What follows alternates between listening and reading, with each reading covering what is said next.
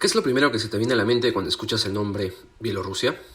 Muchos dirán que fue un país perteneciente a la ex Unión Soviética, un país de la Europa Oriental que solo escucharon en una película de clase B, o tal vez un lugar que escucharon remotamente en sus clases de historia de la secundaria, cuando se mencionaba la catástrofe de Chernobyl y sus principales afectados.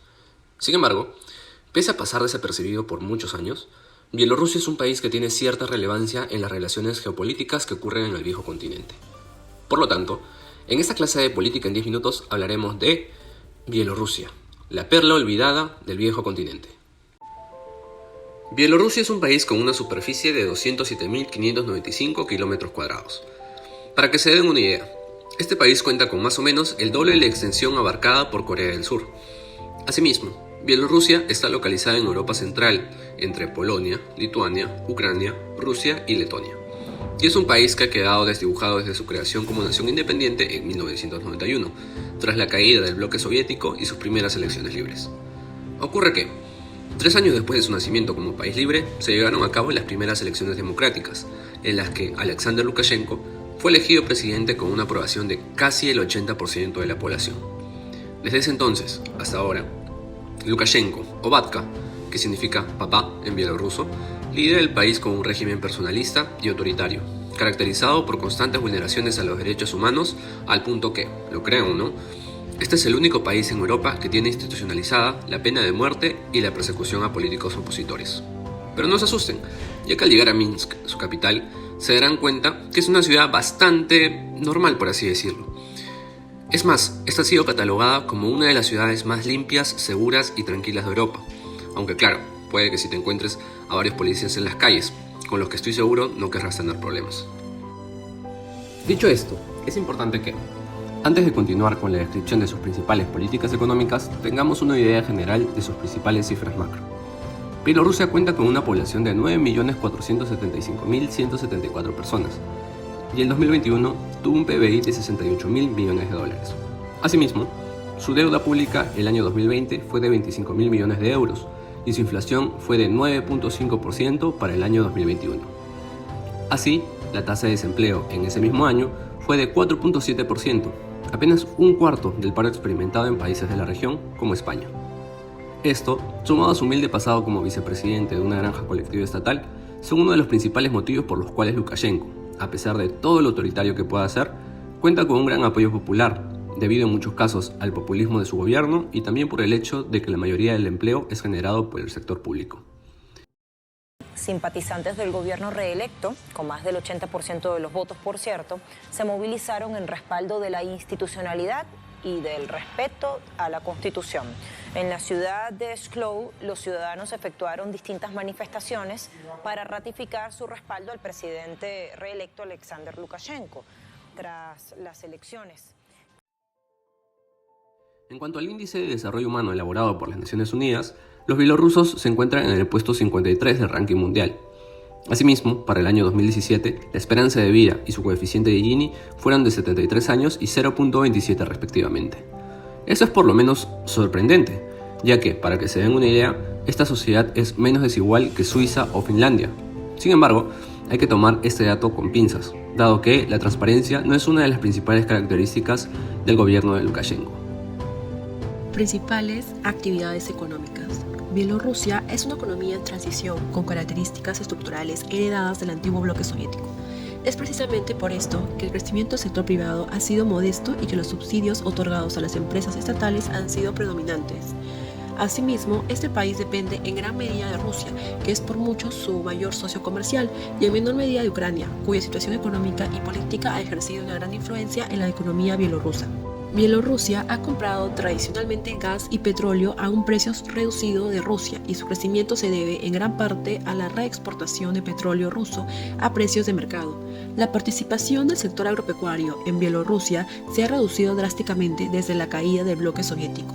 A pesar de ello, Bielorrusia es el tercer productor mundial de fibra de centeno y lino, el séptimo de mantequilla, el octavo de pollo y el 12º exportador de queso en el mundo. Es importante notar que casi el 60% de la producción agrícola se concentra en granjas cooperativas de propiedad estatal altamente subsidiadas y que depende en gran medida del mercado ruso al que exporta alrededor del 90% de sus productos agrícolas. En cuanto al sector industrial, este representa el 31,5% del PBI nacional y emplea al 31% de la población económicamente activa. Como digno ex miembro de la Unión Soviética, Bielorrusia tiene una base industrial desarrollada pero envejecida que está fuertemente subvencionada. Las principales industrias son máquinas, herramientas, equipo agrícola, fertilizantes, petróleo y productos químicos. Además, también desarrolla productos alimenticios, materiales de construcción prefabricados, vehículos de motor textiles y artículos para el hogar como refrigeradores, relojes, televisores y radios. Por su parte, el sector terciario representa el 47,7% del PBI y emplea al 59% de la PEA, mostrando un fuerte aumento desde la desintegración de la Unión Soviética. La tecnología de la información, el transporte y la logística son los sectores de más rápido crecimiento. Política exterior. La relación de este país con sus países vecinos es por lo menos curiosa, y es que Bielorrusia, al ser una nación sin salida al mar, depende totalmente del comercio con Rusia y la Unión Europea, dos lados que hoy se encuentran distanciados a raíz del conflicto ruso-ucraniano del 2022. En ese sentido, pese a las medidas autoritarias institucionalizadas en el régimen de Lukashenko, Bielorrusia se caracteriza por un alto grado de apertura comercial y también por una alta dependencia hacia el Kremlin. Un ejemplo de esa peculiar política es que Rusia sea su principal acreedor con un 47% de su deuda, su primer inversor con casi 42% de la inversión extranjera directa, su primer socio comercial con un 39% de sus exportaciones y 63% de sus importaciones. A su vez, la Unión Europea, resaltando a Alemania como uno de sus principales socios, abarca más de 42.000 millones de dólares de exportaciones para el 2018. Hablando un poco más de datos duros, Bielorrusia presenta un déficit crónico en el comercio de bienes y a su vez un superávit en su balanza de servicios, caracterizados principalmente por el refino e ingresos derivados del tránsito de hidrocarburos. Asimismo, pese a haber tenido que devaluar su moneda en 2 ocasiones durante la última década, las exportaciones crecieron casi un 40% entre el año 2016 y 2018 por la creciente demanda externa, repitiendo el plato este último año a raíz del conflicto armado que Rusia viene sobrellevando. Política monetaria. En Bielorrusia, el principal instrumento de política monetaria es la tasa de refinanciamiento establecida por el directorio del Banco Nacional.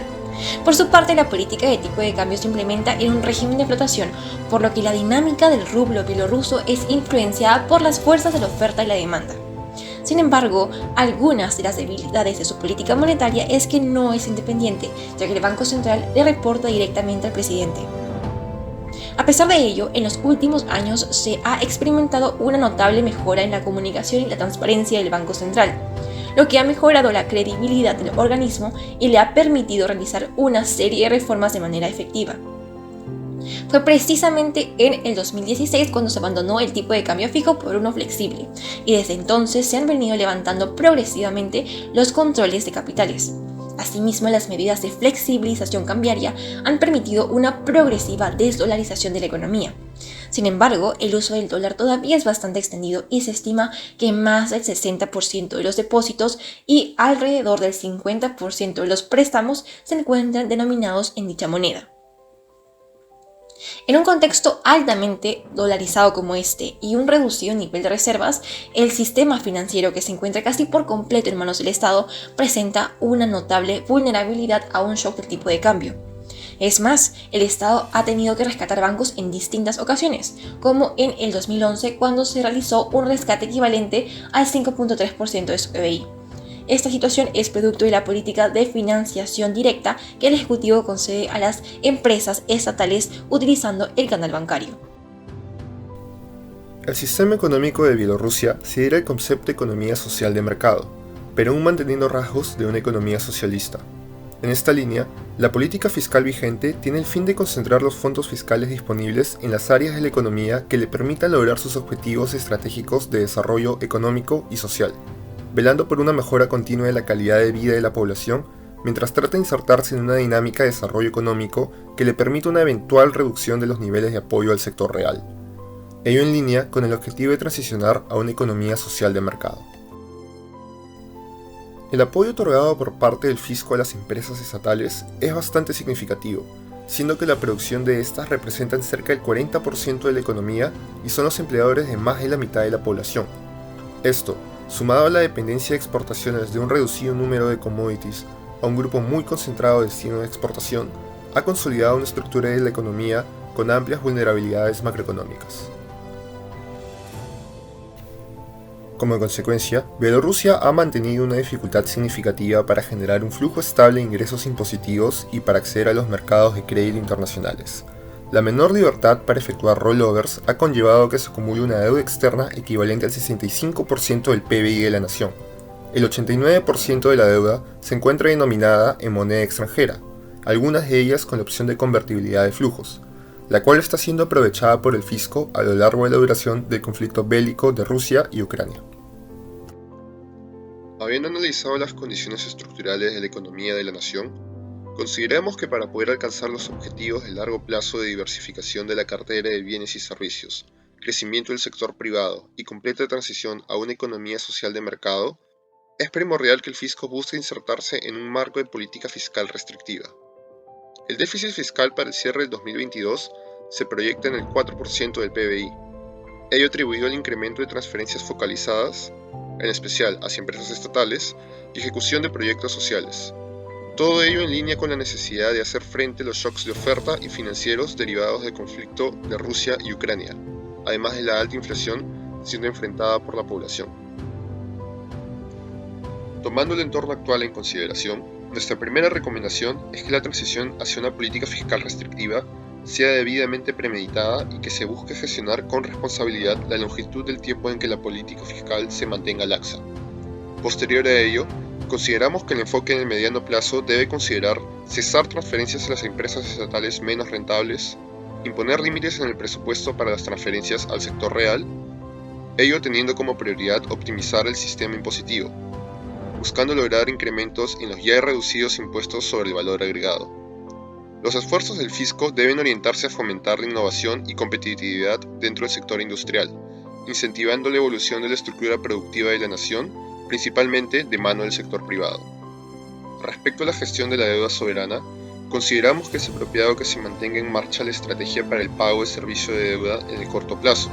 Este es centrado en realizar defaults selectivos y ejecutar las opciones de convertibilidad de flujos para poder desinflar la deuda y aprovechar el efecto de la curva J para el pago de la deuda soberana denominada en moneda nacional, siendo que se afirma que las empresas estatales no dejaron de producir aún bajo la presión de las sanciones que interrumpían los flujos de comercio exterior y llevaron a una depreciación del rublo bielorruso.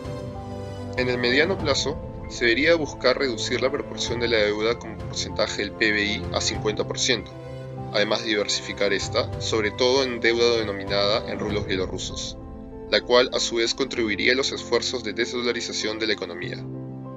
Ya desde una situación fiscal más ordenada, se podría optar por iniciar las gestiones necesarias para poner en marcha la adopción de un esquema de metas explícitas de inflación, lo cual podría continuar incrementando la confianza de los inversionistas en la gestión fiscal de la nación.